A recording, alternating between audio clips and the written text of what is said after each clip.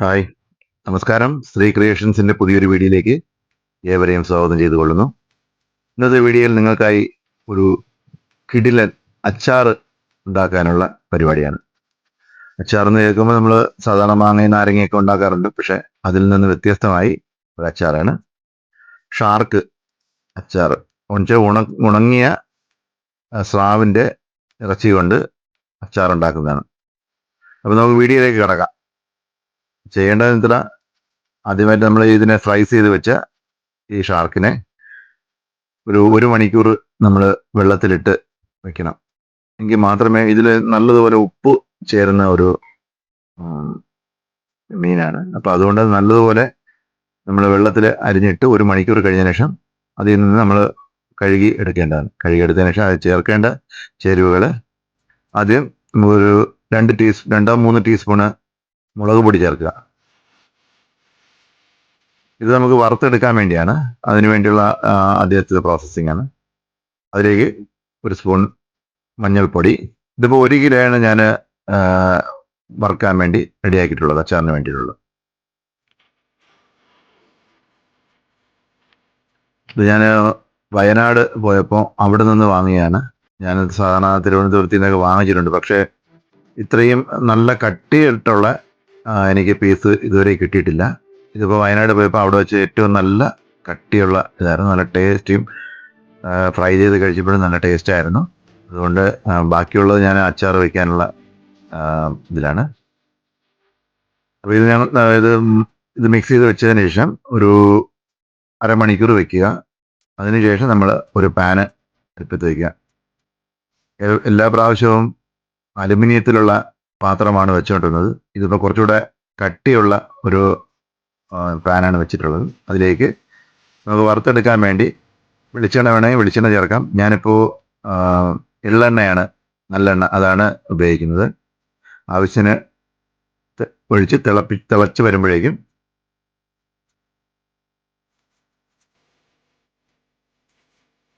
ഇപ്പം തിളച്ചതെന്ന് അറിയാൻ വേണ്ടിയാണ് ഒരു പീസ് ഇട്ടത്. ഇനി അതിനകത്തേക്ക് നമ്മൾ മസാല പുരട്ടി വെച്ചിരിക്കുന്നത് അതിനെ ഇട്ട്, പിന്നെ ഏതൊരു കാരണവശാലും ഇതിനകത്ത് ഉപ്പ് ചേർക്കരുത്. ഉപ്പ് ആവശ്യത്തിന് ഉള്ള ഒരു ഉണക്കൽ ഇതാണ്.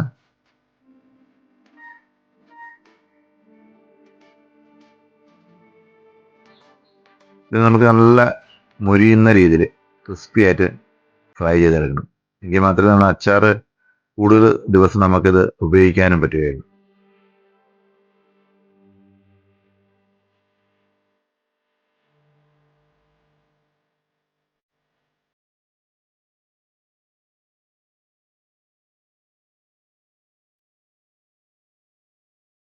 ഒന്ന് നന്നായിട്ട് കുറച്ച് മുരിഞ്ഞ് വരുമ്പോൾ മാത്രമേ ഇളക്കാവൂ. നമ്മൾ ഇങ്ങനെ ഇട്ട് ഇളക്കിയാലും അത് പൊടിഞ്ഞു പോകില്ല, അതിന് ഉറപ്പുണ്ട്. നല്ല കട്ടിയുള്ളതാണ്. പിന്നെ ഷാർക്കിൻ്റെ ഈ ഉണക്കലൊക്കെ നേരത്തേക്ക് വാങ്ങിച്ചിട്ടുള്ളതിൽ ഇതുപോലെ പൊടിഞ്ഞു പോകുന്ന ടൈപ്പ് അല്ലായിരുന്നു. നല്ല ടേസ്റ്റി ആയിരുന്നു. നല്ല ഏകദേശം പാകമായി വരുന്നതേ ഉള്ളൂ. ഇപ്പോൾ അത് എടുക്കാനുള്ള പാകമായി.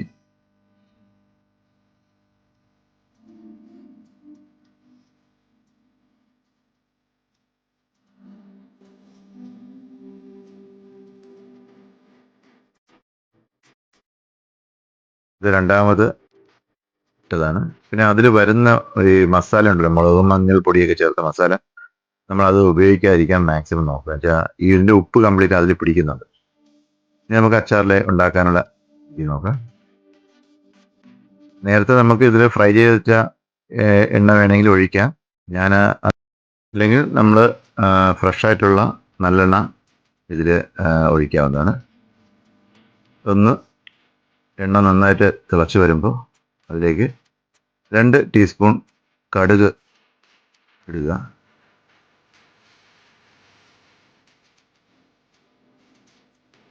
കടുക് പൊട്ടി വരുമ്പോൾ അതിലേക്ക് പച്ചമുളകിന് പകരം ഞാൻ ഇവിടെ വറ്റൽ മുളകാണ് ചേർക്കുന്നത്.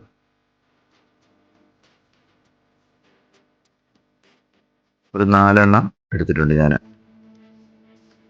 അതൊന്ന് മൂത്ത് വരുമ്പോൾ അതിനകത്തേക്ക് കുറച്ച് കറിവേപ്പില ചേർക്കുക.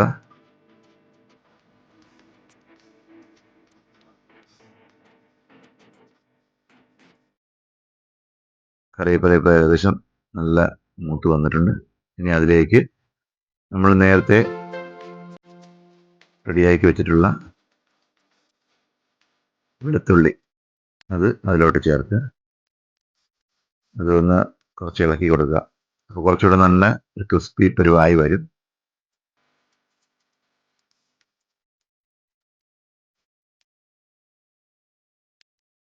ഇനി അവിടെ നേരത്തെ നുറുക്കി വെച്ചിട്ടുള്ള ഇഞ്ചി അതും കൂടി ഇതിൽ ചേർത്ത് ഒരുമിച്ച് വെന്ത് വരുന്ന സാധനമാണ്. അപ്പോൾ നല്ലതുപോലെ ക്രിസ്പി ആയാൽ മാത്രമേ കൂടുതൽ ദിവസം അച്ചാർ നിൽക്കുകയുള്ളൂ.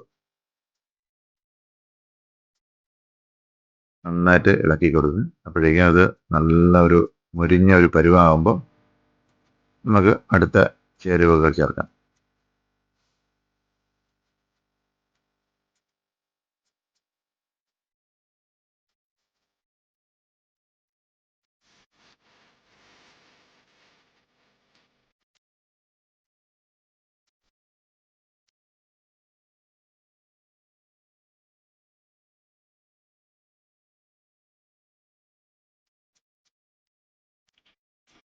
ഇത് ഏകദേശം നല്ലതുപോലെ പൊരിഞ്ഞ് വന്നിട്ടുണ്ട്.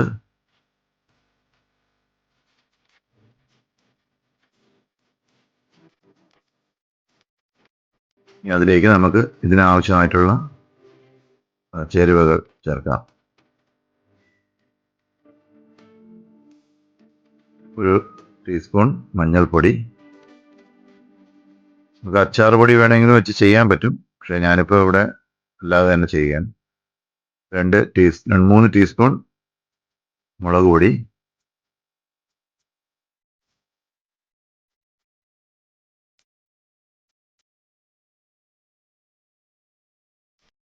ഇത് ചെയ്യുമ്പോഴൊക്കെ സ്പീഡ് കുറച്ച് വയ്ക്കണം. കൂടുതൽ തീ വേണ്ട, അല്ലെങ്കിൽ കരിഞ്ഞു പോകും മസാല. ഇനി ചേർക്കുന്നത് ഉലുവ പൊടിയാണ്. അത് കുറച്ച് മതിയാവും. ഇനി നമുക്ക് ആവശ്യത്തിനുള്ള രുചിക്ക് വേണ്ടി കായപ്പൊടി. ഏതൊരു കാരണവശാലും ഉപ്പ് ചേർക്കരുത്. ഉപ്പ് ചേർത്ത് കഴിഞ്ഞാൽ കൂടുതലായിപ്പോൾ നമുക്കത് കഴിക്കാൻ പറ്റാത്ത ഒരു അവസ്ഥയാവും. ഇനി നന്നായിട്ട് മസാല യോജിപ്പിച്ച് കൊടുക്കും. ഒരു മിനിറ്റ് മതിയാവും. നന്നായിട്ട് എല്ലാം ചേർന്ന് വരുമ്പോൾ അതിലേക്ക് നമ്മൾ നേരത്തെ ഫ്രൈ ചെയ്ത് വെച്ചിട്ടുള്ള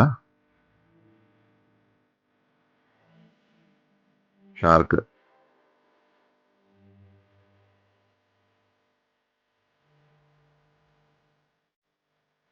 നമുക്ക് അതിനകത്ത് നമ്മൾ ഇതിനകത്ത് എടുത്ത് മാറ്റിയതാണ്. അതിനകത്തുള്ള മസാലയൊക്കെ മാറ്റിയിട്ടുണ്ട്. അത് കൂടുതൽ വന്നാലും പിന്നെയും ഉപ്പിൻ്റെ അളവ് കൂടുതലാവും എന്നുള്ളത് കൊണ്ട് ഇത് മാറ്റി വെച്ചു. ഇനി നന്നായിട്ട് യോജിപ്പിച്ച് കൊടുക്കുക.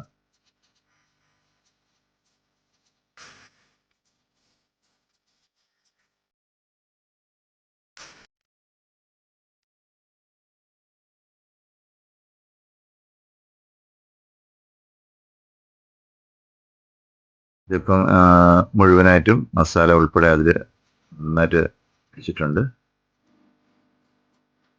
എന്തായാലും എത്ര ഇളക്കിയാലും ഇത് പൊടിഞ്ഞു പോകുമെന്നുള്ള പേടി വേണ്ട, നന്നായി വരും.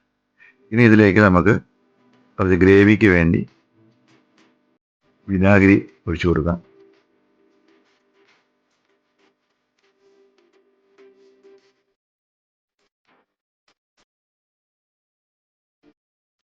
എന്നിട്ട് നന്നായിട്ട് ഇളക്കി കുറച്ച് ഒരു തിള വന്നതിന് ശേഷം നമുക്ക് മാറ്റി വയ്ക്കാം.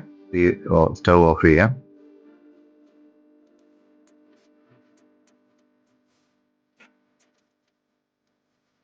വിനാഗിരി നമ്മൾ ഒഴിച്ച് തിളപ്പിച്ചില്ല എങ്കിൽ കൂടുതൽ ദിവസം നിൽക്കില്ല. പെട്ടെന്ന് അത് അച്ചാർ കേടാവാൻ സാധ്യതയുണ്ട്. അതുകൊണ്ട് നല്ലതുപോലെ ചൂടാക്കിയതിന് ശേഷം മാത്രമേ അടുപ്പിൽ നിന്ന് നമ്മൾ അച്ചാർ മാറ്റാൻ പാടുള്ളൂ.